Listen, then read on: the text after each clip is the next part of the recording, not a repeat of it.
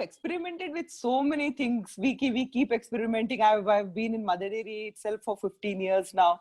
And over this 15 years itself, we have tried so many different ways and so many different methodologies to try and get ahead of the curve, to do things. I think to be where Steve Jobs kind of reached of knowing what the customer does not even know that he wants, kind of thing, which is what I think all of us aspire to.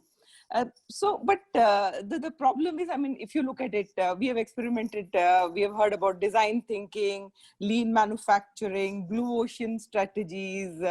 How do we know that agile is just not another buzzword?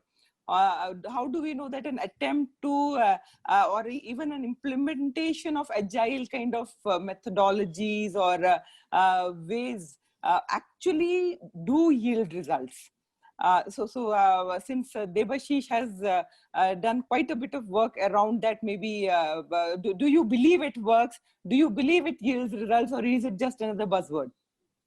I will keep it very short. I believe this is the way to go, and I also believe this is not something new, by the way. So hear me out on this. I think this has been a survival technique for cavemen as well. I mean, you think about it, a deer when it's chased by a lion, the agility is the only thing that saves the deer.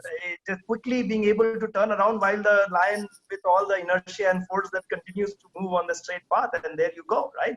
So agility has been there, and I believe it will continue to remain. I think the words might change, the way we are thinking about it might change a little bit about the corporates and all that, but I don't think the fundamental, this is like a survival instinct. I think the panel members have spoken about a few companies. I'll not name them, but a lot of these companies we have seen, if you are not thinking about the futuristic aspects, if you're not inspired to do something more new by yourself and innovative by yourself, and if you're not working in an unbossed manner, you'll never be able to achieve that, right? So I believe it is here to stay.